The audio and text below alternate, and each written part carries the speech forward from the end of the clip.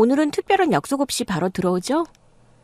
뻔히 되돌아오는 답은 없을 걸 알면서도 남편과의 사이에서 흐르는 정적이 어색해 저는 매번 의미 없이 질문을 던집니다.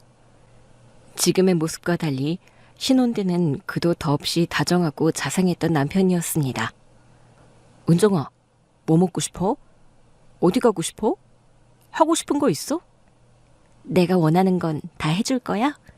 그럼 당연하지. 우리 사랑하는 와이프가 원한다는데 뭘 못 해주겠어? 오늘 하루 종일 뭐 하면서 지냈어? 그냥 집안일하고 책도 읽고. 나 안 보고 싶었어? 난 자기 보고 싶어서 죽는 줄 알았는데. 뭐든 제 위주로 맞춰주고 매사 먼저 애정 표현해주던 남편이었는데 결혼 1년 차를 넘기면서 말수가 점점 줄더니 필요한 말이 아니면 먼저 하지 않게 되었습니다. 저는 남들도 신혼생활이 끝나면 다들 그렇게 사는 줄 알았기에 큰 불만을 느끼지 않았습니다. 하지만 결혼 2년 차가 되면서 남편은 제게 힘겨운 사람이 되어버렸습니다. 그가 저를 대하는 태도가 바뀌었거든요. 남편은 하루에도 수십 번씩 전화해서 제가 어디에서 뭘 하고 있는지 물어왔습니다. 지금 어디야? 집 근처 카페예요. 이 시간에 누굴 만나? 친구가 집 근처로 놀러와서 잠깐 만났어요. 친구? 언제적 친구인데? 이름이 뭐야?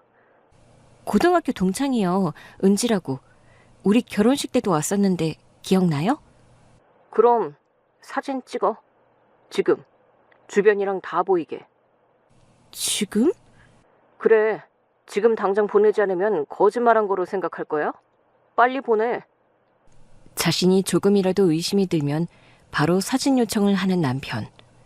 저는 친구에게 이런저런 핑계를 대가며 사진을 찍어 보내야만 했습니다. 그리고 제 스케줄은 남편의 시간 계산법에 따라 움직여야만 했습니다. 나 퇴근해서 집에 왔는데 왜 집에 없어? 요리하다가 간장이 떨어져서 잠깐 사려고 집 앞 마트에 나왔어요. 진짜 집 앞 마트야? 네. 지금 계산하려고 줄 서 있으니까 금방 갈게요. 집 앞 마트면 5분이면 오겠네. 지금이 41분이니까 46분까지 들어와. 아니, 아직 계산 전이라서 계산하고 나가려면 시간 좀 더 걸린다니까요? 모르겠고 5분 안에 들어와. 안 그럼 난 당신을 의심할 수밖에 없어. 그뿐만이 아니었습니다. 퇴근해서는 제 휴대폰을 가져가 그날 온 문자나 통화 내역, SNS 메시지들을 검사하는 일도 그의 일상이었습니다. 그러다 그 목록에 잘못 온 문자나 광고성 전화라도 끼어 있으면 난리가 나곤 했습니다. 여기 이 문자 뭐야? 오늘 즐거웠어. 내일 또 만나? 모르는 번호인데 잘못 왔나 봐. 이런 문자를 잘못 보낸다고? 그럴 리가 없잖아. 누구야? 정말 모르는 번호라니까?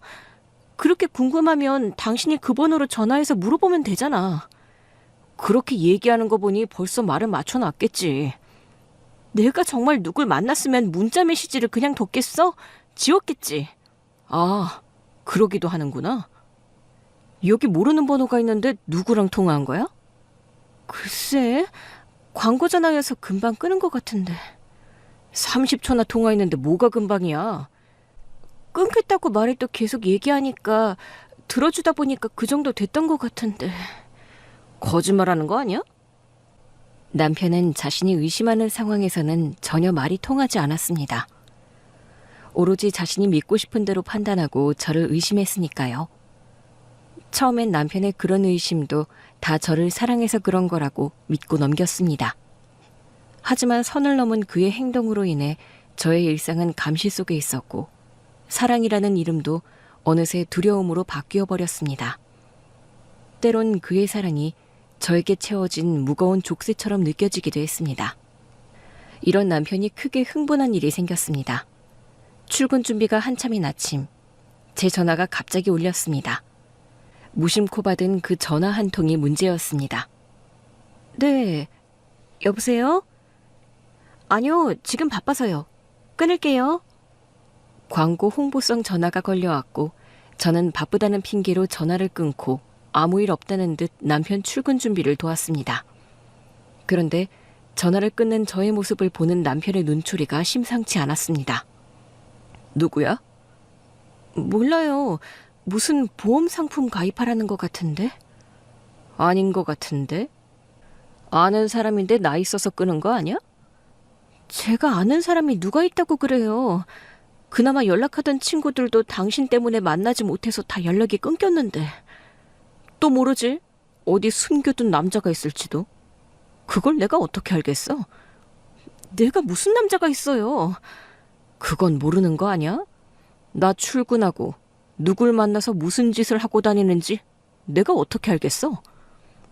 당신이 회사 가서도 매번 전화해서 제 위치 확인하잖아요. 거짓말로 둘러대도 난 모르잖아. 내가 어떻게 믿냐고. 사진도 찍어 보내고 영상통화도 하잖아요. 그리고 아무리 그래도 그런 식으로 의심하는 건 아니죠. 그리고 와이프를 못 믿으면 어떡해요? 내가 괜히 의심해? 지난번에 마트 간다고 하고 20분 정도 연락 안 된 적 있잖아. 그때 남자 만난 거 다 알아. 그때 말고도 뭐 내 눈 피해서 슬슬 만나고 다녔겠지. 무슨 남자를 만났다고 그래요. 정말 생사람 잡겠네. 내가 말했잖아. 그땐 장 본 게 많다 보니 양손에 짐 들고 있어서 받을 수가 없었던 거라고. 그게 말이 되냐고. 짐이야 잠깐 내려놓고 받으면 되지. 나를 속이려고 해도 좀 그럴싸하게 해야지. 그게 핑계가 된다고 생각해? 남편이 흥분해 목소리가 높아지던 그때 우리 집 현관문 비밀번호를 누르고 시어머니가 들어왔습니다. 어머니는 다급하게 현관문을 닫았는데요. 문 밖으로 새어나간 아들의 큰 목소리에 놀라셨던 눈치였습니다. 아니, 아침부터 무슨 일 있길래 싸우는 소리가 현관 밖으로 새어나와? 아, 몰라. 인연이 바람이 났는데 아니라고 거짓말하네? 나 출근해야 하니까 그만 가볼게요. 앞뒤 얘기는 전혀 없이 말도 안 되는 의심을 마치 사실인 것처럼 단정지어 말한 남편. 그렇게 어머니에게 폭탄만 던져넣고 남편은 출근한다며 집을 나섰습니다. 졸지에 어머니에게 저는 바람난 며느리가 되어 있었습니다. 그리고 그때부터 어머니의 추궁이 시작되었습니다. 뭐, 바람이 나? 너? 그게 정말이야? 아니에요. 어머니, 저 사람이 오해한 거예요. 오해가 아닌데 뭐. 그런 거로 저 점잖은 애가 그렇게 큰 소리를 냈겠어? 아니라니까요, 어머니. 저 사람이 의심병이 있어서 그래요. 제가 연락이 안 되면 의심해서 그런 거라고요. 뭐, 의심병? 아니, 얘가 멀쩡한 지 남편을 정신병자를 만드네? 그리고 너 어떤 며느리가 시어미한테 그렇게 눈을 동그랗게 뜨고 말대답하니? 아니, 말대답하는 게 아니라 제 말을 믿어주시질 않으니까 그러죠. 뭐 말이 되는 소리를 해야 믿지. 우리 아들이 아무런 이유도 없이 생사람을 잡으래도 아니고. 이래서 가정교육이 중요한 건데 어디서 막대 먹은 게 들어서 바락바락 대들기나 하고 바람이나 피고 다니니. 집안 망신이지 이게 뭐. 어머니, 막대 먹다니요? 그리고 바람 핀 거 아니라고요. 어떻게 말씀을 그렇게 하세요? 어머니는 저를 처음 만난 그 순간부터 저를 탐탁치 않아 하셨습니다. 아니, 저의 조건들이 어머니의 성에 차지 않는 듯 보였습니다. 엄마, 여기 내가 얘기했지? 윤정이. 어머니, 안녕하세요. 김윤정이라고 합니다. 반가워요. 얘기 듣자니 홀어머니 밑에서 컸다는데. 네, 아버지가 고등학교 때 병으로 돌아가셔서요. 어머니랑 단둘이 살았습니다. 집안 그저 그렇고. 그럼 결혼하면 맞벌이는 할 생각이지? 우식 씨가 결혼하면 일 그만뒀으면 좋겠다고 해서. 번듯한 직장이었으면 우식이가 그만두라고 했겠어? 변변치 않으니 그랬겠지. 엄마, 그만 좀 해. 아버지는 일찍 돌아가시고 홀어머니 밑에서 큰 데다 번듯한 직장을 얻기도 전에 덜컥 결혼하겠다고 찾아온 나이 어린 며느리. 그저 아들의 인생의 걸림돌 같은 존재라고 생각하셨던 것 같습니다. 하지만 아들이 꼭 결혼하겠다고 데려왔으니 반대할 수 없었습니다. 대신 어머니는 결혼 이후 며느리에게 좋은 트집거리가 생기면 몇 날 며칠을 잔소리를 해대는 걸로 자신의 속상한 마음을 풀었습니다. 청소를 어떻게 하는 거니? 이 집안 꼴 좀 봐. 너는 네 엄마한테 이런 것도 안 배워왔니? 우리 아들이 먼지 알러지 있어서 청소에 신경 써야 한다고 그렇게 말했는데 이 모양이라니. 음식이 이게 뭐니? 먹으라고 만든 건지 죄 짜기만 하고 뭔 맛이 안 나니 원. 이래서 내 귀한 아들 얼굴이 결혼하고 반쪽이 됐지. 어머니 눈에는 어느 하나 제 탓이 아닌 일이 없었습니다. 그렇게 먹잇감을 노리는 맹수처럼 제 실수만을 바라고 있던 차에 시어머니에게 며느리가 바람났다는 남편의 말 한마디는 저를 괴롭힐 수 있는 적당한 핑곗거리가 아니었을까요? 네 하는 꼴을 보니 우식이가 영 틀린 말 한 게 아닌 것 같구나. 어머니, 좀 진정하고 앉으세요. 제가 어떻게 된 일인지 자세하게 설명해 드릴게요. 얘가 어딜 잡아? 그리고 시어미를 가르치려 들어? 감히 이것이... 어머니는 말이 끝나기가 무섭게 손에 들고 있던 가방으로 저를 내리쳤습니다. 저는 갑자기 날아온 가방에 얼굴을 맞고 그대로 주저앉았습니다. 그러자 시어머니는 이때다 싶었는지 본격적으로 덤벼들었습니다. 너같이 말로 안 되는 애들은 내 밖엔 답이 없더라. 시어머니는 손에 들고 있던 가방으로 제 머리를 때리고 발로는 앉아있는 저를 힘껏 차기 시작했습니다. 갑자기 시작된 무차별적인 폭행에 저는 그저 당하고 있을 수밖에 없었습니다. 어머니, 왜 이러세요? 그만하세요. 아프긴 뭘 아파, 엄살은. 네가 아직 정신이 덜 들었어. 시어머니는 주먹과 발에 한층 더 힘을 실었습니다. 저는 이대로 있다간 맞아 죽을 수도 있을 것 같다는 생각이 들었습니다. 그래서 시어머니가 때리던 중간, 숨이 차올라 잠깐 숨을 돌리는 사이 현관으로 달려가 무작정 밖으로 뛰어나갔습니다. 그러자 시어머니도 뛰어나와 저를 뒤쫓기 시작했습니다. 이년아, 감히 도망을 쳐? 네가 미쳐도 단단히 미쳤구나. 오늘 제대로 혼나 봐야지 네가 까불지 않지. 계단을 단숨에 뛰어내려가 아파트 단지를 벗어나 대로변에 나온 저는 어디로 가야 할지도 모른 채 그저 앞만 보고 달렸습니다. 그렇게 달리다 저 앞에 파출소 간판이 눈에 들었습니다. 저는 망설일 것도 없이 파출소 안으로 뛰어들어갔습니다. 저 좀 도와주세요. 제발 도와주세요. 머리와 옷이 흐트러진 채로 다급하게 뛰어들어온 저를 보고 경찰이 저에게 다가왔습니다. 아니, 무슨 일 때문에 그러세요? 숨이 턱까지 차오른 저는 숨을 고르고 자초지종을 설명하려고 고개를 들어 경찰의 얼굴을 바라봤습니다. 그러자 저와 눈이 마주친 경찰관이 저를 보며 깜짝 놀라는 듯 했습니다. 아니, 잠깐만요. 이게 무슨 일이야? 경찰관은 제게 눈을 떼지 못한 채로 전화를 들어 어딘가로 전화를 걸었습니다. 그리고 제 얼굴을 흘깃거리며 통화를 이어갔습니다. 네, 조금 전에 들으셨던 파출소인데요. 아니, 이게 무슨 일인지 모르겠지만 아까 찾고 계시던 분이 지금 파출소로 직접 오셨어요.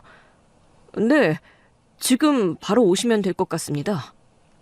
그렇게 영문을 알 수 없는 전화통화를 끝낸 경찰은 저를 진정시키기 시작했습니다. 그가 권하는 물 한 잔을 마시며 숨도 골랐습니다. 무슨 일인지 우선 앉아서 숨 좀 돌리시고 이야기하시죠. 제가 지금 저희 시어머니한테 두들겨 맞다가 도망쳐 나왔거든요. 시어머니가 폭행을 했다고요? 그때 열이 오른 시어머니가 파출소 안으로 뛰어들어왔습니다. 파출소 안을 두리번거리며 소파에 앉아있는 저를 발견하고는 제 앞에 섰습니다. 네가 도망치면 내가 못 찾을 줄 알았냐? 가자! 집에 가서 마저 이야기해보자고! 그리고 제 손목을 잡고 끌고 나가려고 하는 것 아니겠습니까? 저는 끌려나가지 않기 위해 몸부림을 치는 상황에 경찰관이 시어머니를 제게서 떼어놓고 자초지종을 물었습니다. 얘가 내 며느리예요. 내가 내 며느리 데려가겠다는데 왜 말리고 그래요? 어머니가 저를 폭행해서 저 도망 나온 거예요. 도와주세요. 폭행이요? 그게 어떻게 폭행이야? 시어미가 돼서 며느리 가르치면서 몇 대 쥐어박을 수도 있지. 아무리 시어머니라고 하셔도 며느리를 때리시면 안 되죠. 폭력에 당연한 건 없습니다. 특히 신체적, 정서적 학대는 절대 당연할 수 없어요. 조사가 필요할 것 같으니까 잠시 앉으시죠. 아니, 조사는 무슨 조사? 그냥 이건 집안 문제예요. 그냥 가서 저희가 알아서 해결할게요. 경찰은 초흥분 상태인 시어머니를 진정시키기 시작했습니다. 기세가 등등하던 어머니도 폭행의 경찰 조사라는 경찰관의 말에 한풀 기가 꺾인 듯 목소리가 사그라들었습니다. 그러던 와중에 파출소 입구 앞에 고급 벤츠가 한 대 서더니 운전석에서 말끔하게 생긴 청년이 내렸습니다. 그때는 몰랐습니다. 그의 등장이 시어머니와 남편을 향한 복수의 시작일 줄은. 파출소 앞 벤츠에서 내린 청년은 차량 뒤쪽으로 걸어와 뒷좌석 문을 열자 나이 지긋해 보이는 백발의 노인이 모습을 드러냈습니다. 그 백발의 노인은 우리가 있는 파출소 안으로 문을 열고 들어왔습니다.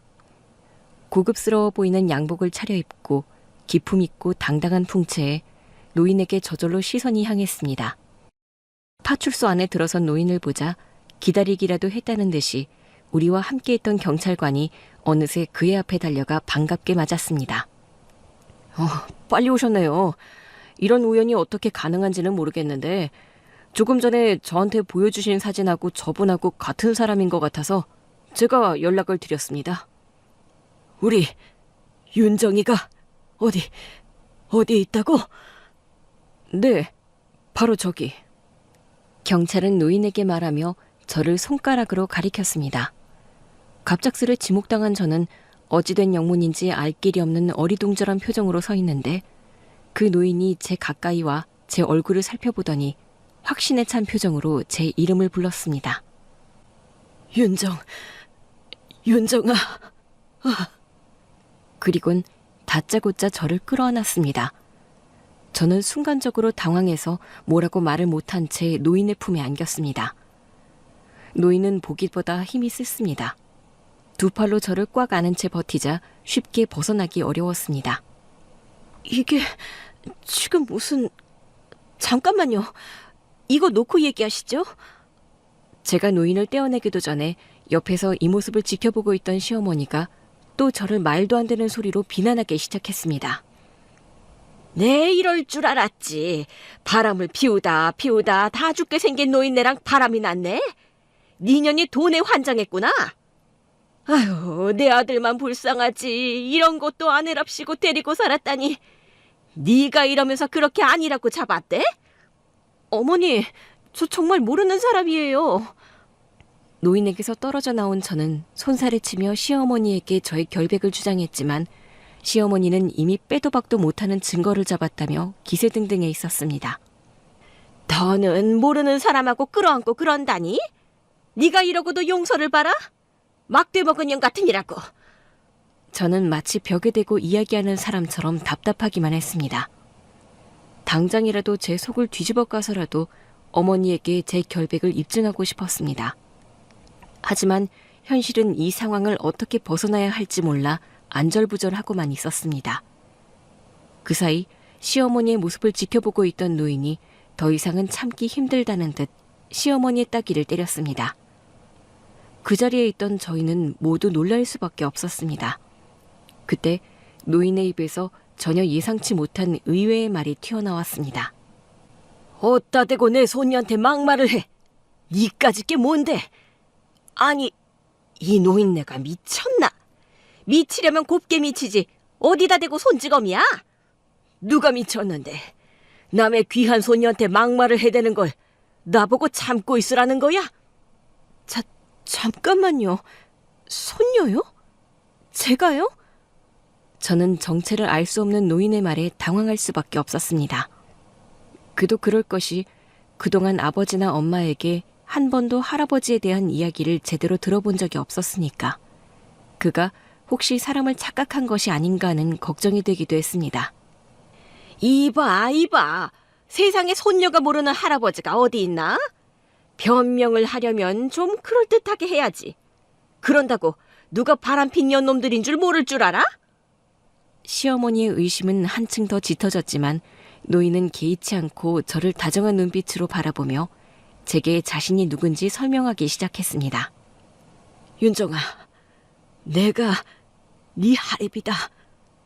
내가 그동안 너를 얼마나 찾았는지 아니? 저를 찾으셨다고요? 혹시 사람을 잘못 보신 거 아니에요? 저는 할아버지 이야기를 들어본 적이 없어서요. 아니다. 내가 손녀를 못 알아볼 리가 있나. 이렇게 네 애비랑 꼭 닮았는데. 네 애비 이름이 김우성 맞지? 네, 저희 아버지 이름은 맞는데. 갑작스런 가족 상봉이라니. 저의 당황스러움을 눈치챈 노인은 이야기를 풀어놓기 시작했습니다. 네 애비가 내 아들이지. 하나밖에 없는. 그런데 저는 할아버지 얘기를 한 번도 들은 적이 없는 것 같아요. 뵌 적도 없잖아요. 그럴 수밖에 없지. 결혼 전에 그 녀석이 나 싫다고 집을 뛰쳐나갔으니. 아버지가 집을 뛰쳐나오신 거라고요? 노인은 반신반의하던 저에게 가슴 안쪽 주머니에서 사진을 몇 장 꺼내 보여주었습니다. 그 사진 안에는 젊은 시절의 아버지와 할아버지가 다정한 모습으로 함께 찍혀 있었습니다. 아, 맞네요, 우리 아빠. 진짜 제 할아버지였어요? 할아버지. 그래, 윤정아. 내가 네 할애비야. 그런데 왜 진작 안 찾아오셨어요? 아버지 돌아가셨을 때라도 오셨으면 좋았잖아요. 미안하다. 내가 미안해. 아버지와 할아버지의 관계가 틀어지게 된 것은 아버지가 대학 졸업할 때라고 했습니다. 할아버지는 자신의 사업을 아들이 물려받길 바라서 아들이 경영 공부를 하길 원했지만 아버지는 아이들을 가르치는 일을 하길 원했다고 했습니다. 두 사람 다 뜻을 굽히지 않았기에 그 즈음 둘의 대화는 늘 갈등 상황 중에서도 최고조에 달했다고 했습니다.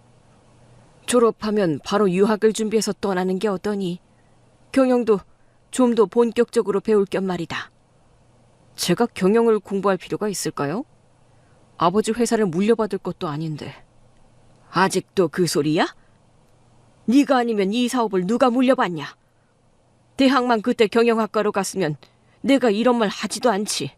내가 그렇게 반대했는데 교육학과를 가고. 하고 싶은 공부 다 해봤으니 이제 이 애비 뜻에 따라 유학 가라는 건데 이 애비 소원이 그거 하나인데 그것도 못 들어줘? 아버지, 제 인생이잖아요.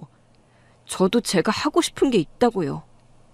사업은 아버지가 하시는 일이지 제가 하고 싶은 일이 아니라니까요. 내가 피땀으로 일군 회사 네가 물려받아서 잘 키워주면 좀 좋아. 두말할 것 없이 지금이라도 늦지 않았으니 유학 가서 공부하고 돌아와서 애비 사업 물려받아. 아니요, 저는 안 갈 겁니다. 그리고 아버지 회사도 물려받을 생각 전혀 없으니까 이제 그만 포기하세요. 내 돈으로 먹이고 입히고 키워놨더니 너 혼자 큰 줄 알지? 어떻게 애비가 원하는 건 하나도 안 들어주냐? 지금까지 키워주신 건 감사해요. 하지만 전 제가 하고 싶은 일 할 겁니다. 원치 않는 일 하면서 평생을 보내기 싫습니다. 그렇게 네 맘대로 살 거면 이 집에서 나가. 난 멋대로 살겠다는 놈 한 푼도 도와줄 생각 없다.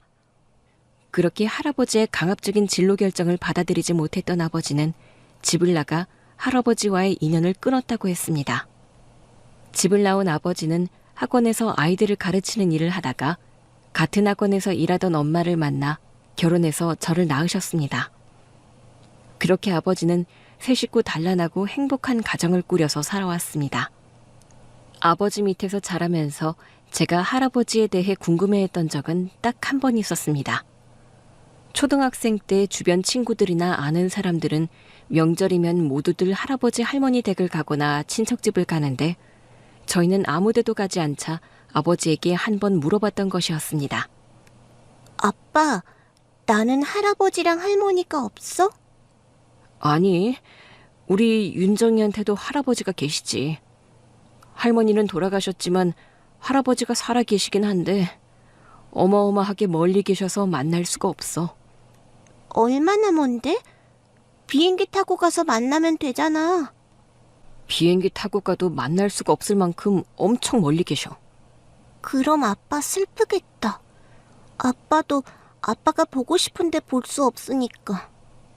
우리 윤정이 아빠 생각도 해주고 다 컸네. 그 이후로 저도 아버지도 할아버지에 대한 이야기를 입 밖으로 꺼낸 적은 없었습니다. 그리고 제가 고등학교 시절 아버지는 갑작스러운 암 판정을 받고 8개월간의 투병 생활 끝에 돌아가셨습니다. 그리고 줄곧 엄마와 저 이렇게 단둘이 살아왔습니다. 저만 할아버지의 존재를 몰랐던 게 아니라 할아버지도 저의 존재는 최근까지 알지 못했던 듯 했습니다. 금방 마음을 접고 다시 돌아올 줄 알았던 아들이 한 달이 지나고 2달이 지나도 돌아오지 않자 할아버지는 아버지에 대한 서운한 감정이 커져 한동안은 어디서 어떻게 생활하는지 알아볼 생각조차 않고 있었다고 해요. 하지만 최근 경영일선에서 물러나기 위해 아들을 다시 한번 설득해볼 요량으로 아버지의 행방을 찾다가 먼저 세상을 떠났다는 소식을 전해 들었다고 했습니다. 자식을 앞세운 부모가 다 그렇듯 할아버지는 큰 충격을 받아 한동안 식음을 전폐했다고 해요. 아들과의 마지막이 좋지 않았으니 그럴 수밖에 없었겠죠. 그리고 시간이 흘러 마음을 추스린 할아버지는 아들이 남긴 자식이라도 챙겨야겠다는 생각에 저의 행방을 다시 수소문에 찾기 시작했던 것입니다. 제가 대학교 졸업 이후 친구들과의 연락도 거의 끊고 잠적하다시피 했던 결혼이라 주변에 제 행방을 아는 이들이 많지 않았던 탓에 저를 찾는 일이 꽤 어려웠던 것 같았습니다. 이후 결혼해 이 동네에 거주하고 있다는 정보를 어렵게 전해 듣게 됐고 정확한 주소지를 몰라 파출소에 들러 저의 행적을 알아봤던 거죠. 바쁘시겠지만 죄송합니다. 제가 사람을 찾고 있습니다. 얘가 제 손녀인데 이 동네에 살고 있다는 얘기를 듣고 왔는데 혹시 본 적 있습니까? 어르신, 아무리 이 동네 산다고 해도 제가 얼굴을 다 알지는 못해서요. 네, 물론 그러시겠죠. 혹시 오다 가다 보시면 연락을 좀 부탁드려도 될까요? 할아버님을 못 믿는 건 아닌데 두 분이 어떤 관계인지 확실히 알지도 못하는 상황에서 제가 개인적으로 막 연락드리긴 힘들어요. 할아버지는 거절하는 경찰에게 자신의 명함을 쥐어주며 그간의 절절한 사연을 설명했다고 했습니다. 경찰은 할아버지의 사연을 안타까워하며 파출소에서 만나 서로 확인을 하겠다는 조건하에 그러겠노라 약속했다고 했습니다. 그렇게 할아버지와 파출소에서 연락처를 남기고 떠난 할아버지. 저는 다시 만날 운명이었던 걸까요? 할아버지가 떠나고 20분도 채 되지 않아서 제가 어머니에게 쫓겨 파출소에 들어오게 됐던 것입니다. 갑작스럽게 일어난 일들이 믿기지 않아 멍하니 서 있던 저에게 할아버지는 자신과 같이 돌아가자고 제안해 왔습니다. 지금 결혼해서 살고 있는 거냐? 대충 들어보니 이 사람이 네 시어미 같은데 안 봐도 뻔하구나. 내가 알기론 네 어미가 지금 지방에 있어서 당장 도와주긴 힘들 것 같고 내가 네 보호자가 돼주마. 나랑 같이 가자꾸나. 저 같이 가자고요? 그래, 이 할애비랑 같이 가자. 내가 네 죽은 애비에게 못해줬던 몫까지 네가 원하는 거 다 하고 싶은 거 다 해줄 테니. 이때 옆에서 잠자코 듣고만 있던 시어머니가 끼어들었습니다. 정체 모를 불륜남인 줄 알았던 노인이 제 친할아버지임이 드러나자 시어머니도 한층 진정된 듯 보였습니다. 아니, 무슨 소리예요? 얘는 엄연히 우리 집안 사람입니다. 아무리 친할아버지가 맞다고 해도 함부로 데려가시면 안 되죠. 안 되긴 왜 안 돼? 감히 내 소중한 손녀를 때리는 집에 애를 1분 1초도 둘 수 없지. 그리고 오늘 일은 내가 그냥 지나가지 않을 테니 그리 알고. 아니, 어디서 갑자기 나타나서는 할아버지 행세를 하겠다고 난리야? 그리고 할아버지면 할아버지답게 애가 결혼해서 잘 살게 둬야지. 오히려 분란을 일으키는 게 말이 됩니까? 누가 분란을 일으켰는데? 이건 말이 안 통하는구만. 사람도 봐가면서 상대해야지. 상대할 사람이 안 되는데 말을 섞으니 내가 답답하기만 하구나. 예, 우리 그냥 가자. 가긴 어딜 가. 절대 못 가. 걔는 내 며느리니까 내가 데리고 가야 한다고요. 아니, 며느리를 때리는 시어미가 무슨 자격이 있다고. 말이 영 통하지 않는 사람일세.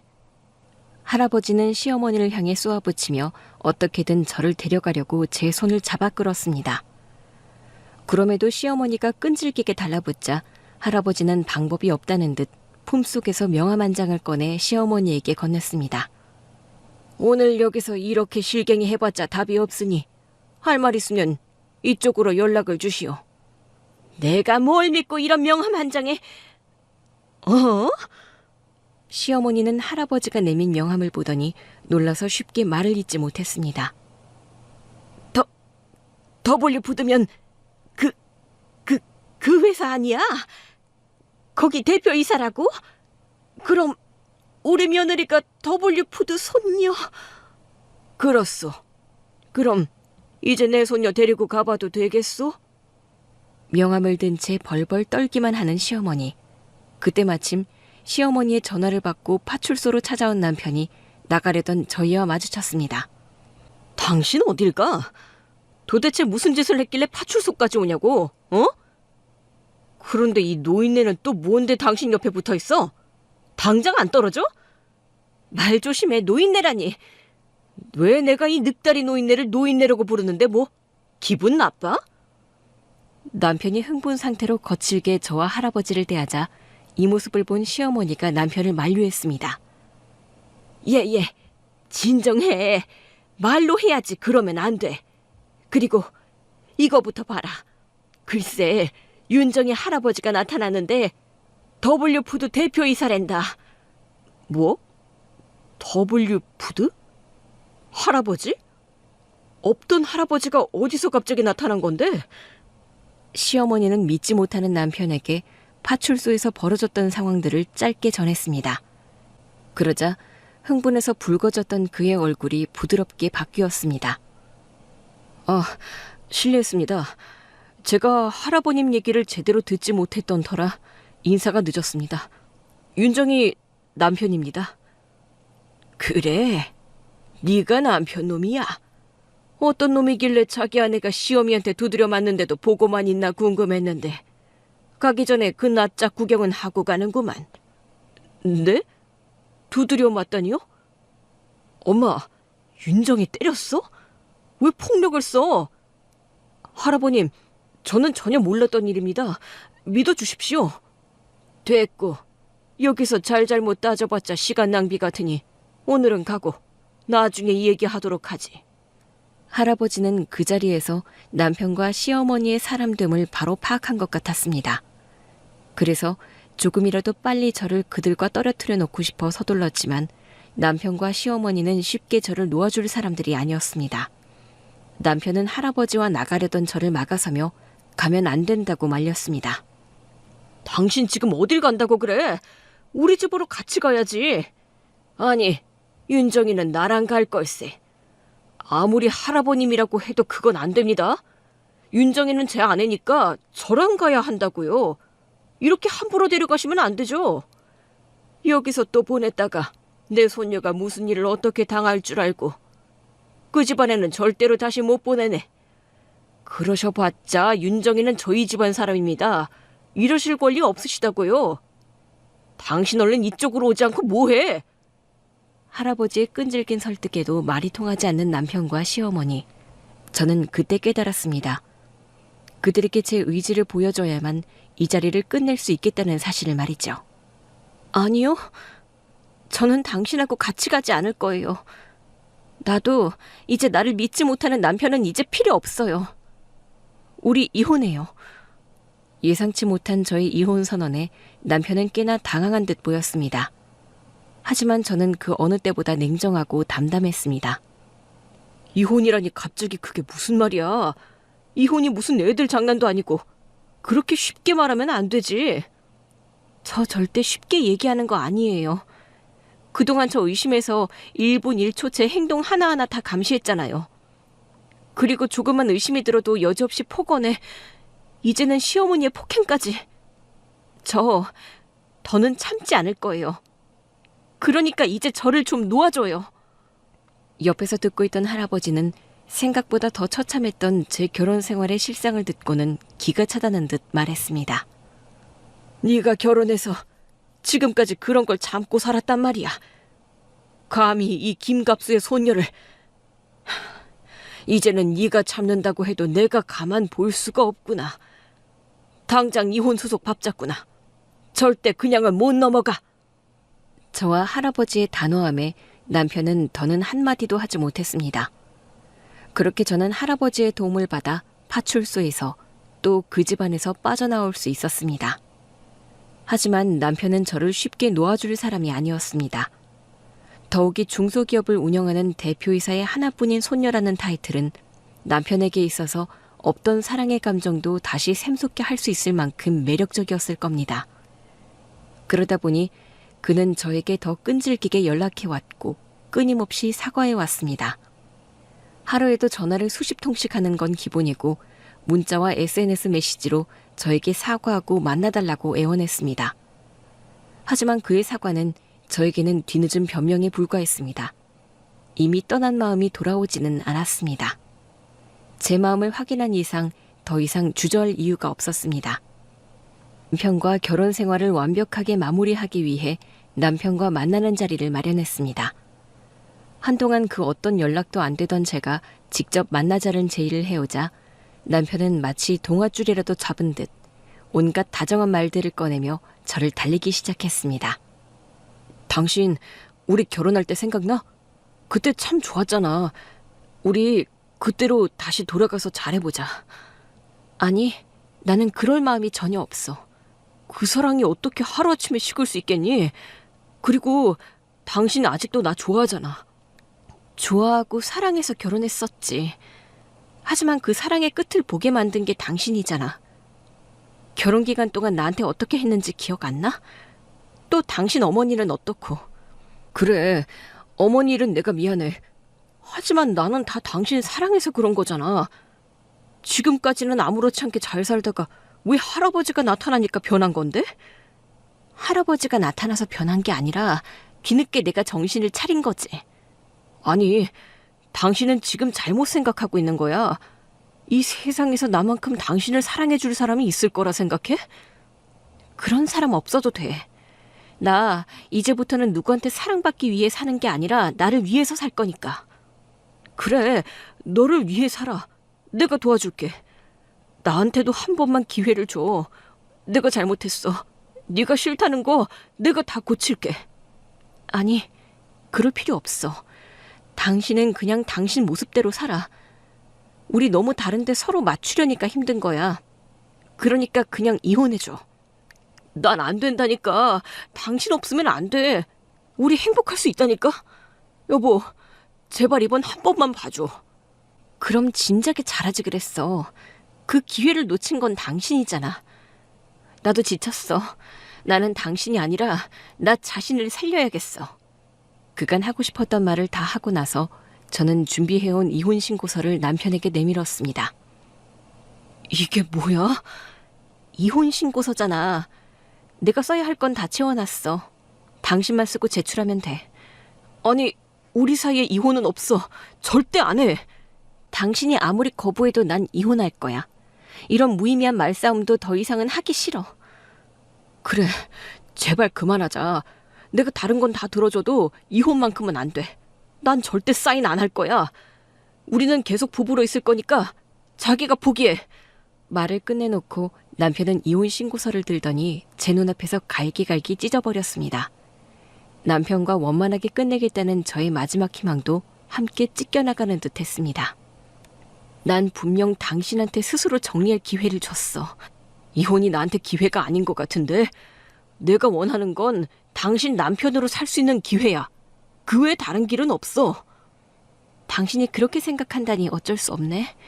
소송으로 갈 수밖에. 우리 이제 법원에서 만나. 지난 5년 동안 네가 내게 한 언어학대, 감시 그 모든 기록 다 챙겨놨어. 그리고 시어머니가 때려서 입은 상해에 대한 병원 진단서까지 다 남겨놨어. 이 증거로 소송하면 당신은 질 수밖에 없어. 그렇게 알고 더는 힘 빼지 마. 그리고 이렇게 개인적으로 만날 일 없을 테니까 연락하지도 마.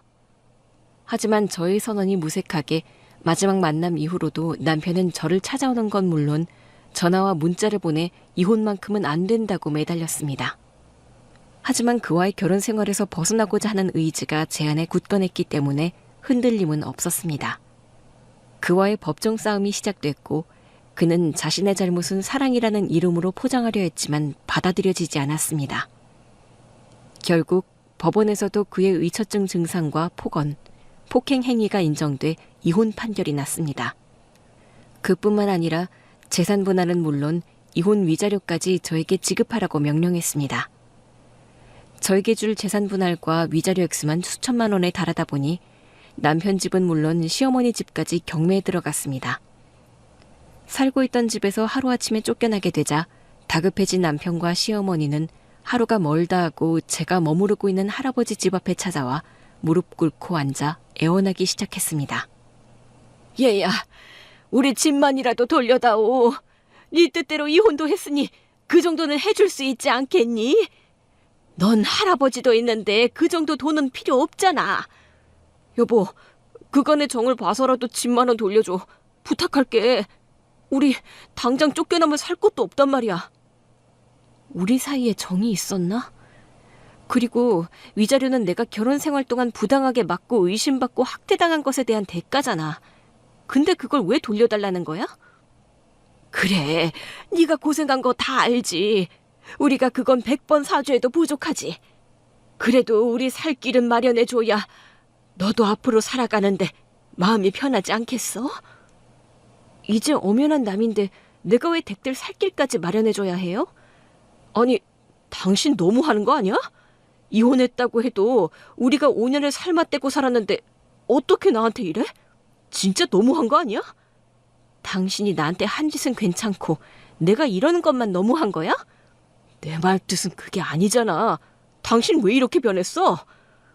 흥분한 상태로 제 손목을 거칠게 잡아당기는 남편을 제가 뿌리치는 찰나 집안에서 할아버지가 양동이 하나를 손에 들고 나타났습니다.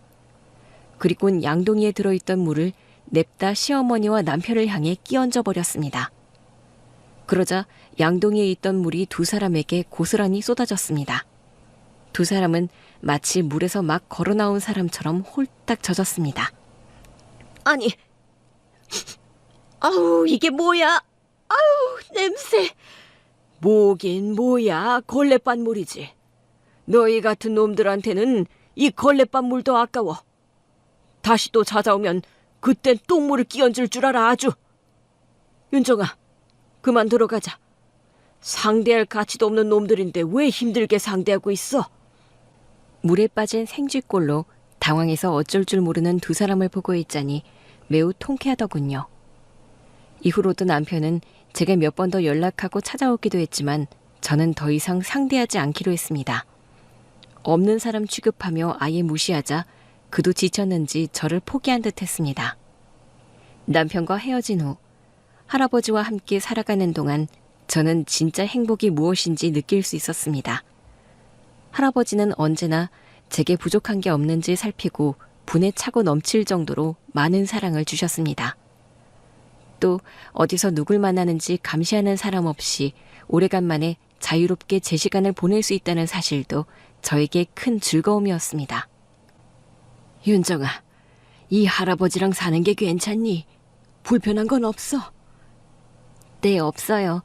할아버지, 감사하게도 너무 편하게 잘 지내는걸요. 제가 이렇게 행복해도 되는 걸까요? 그럼 당연하지.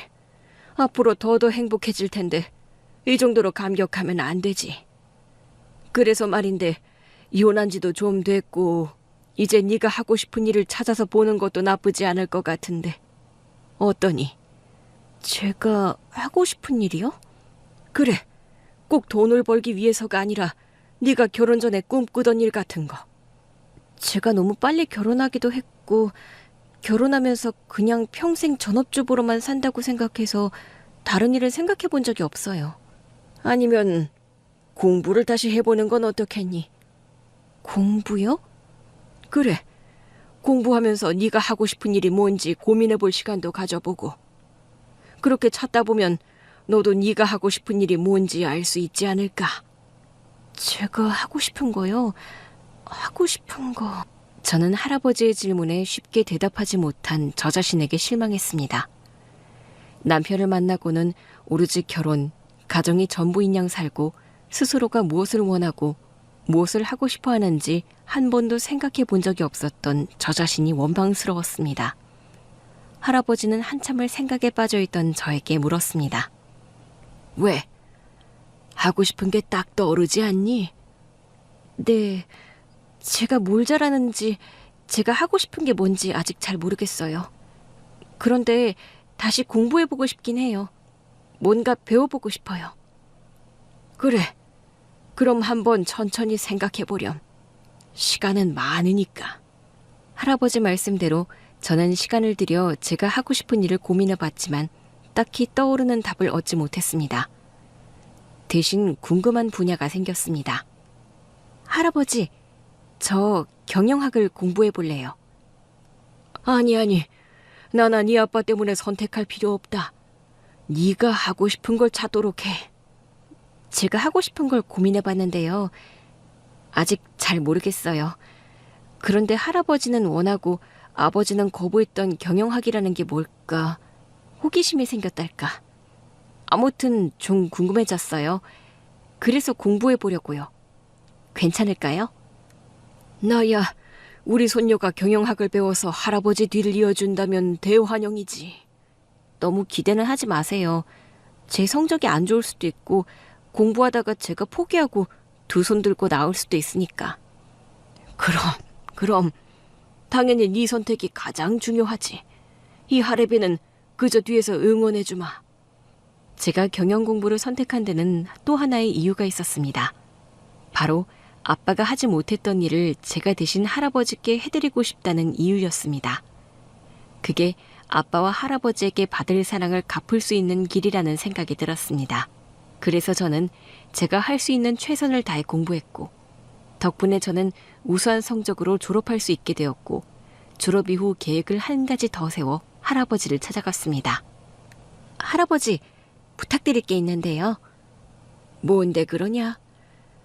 경영은 이론과 실전이 다르잖아요. 그래서 제가 직접 한번 몸으로 부딪혀 배워보고 싶은데 혹시... 그거 듣던 중 반가운 소리구나.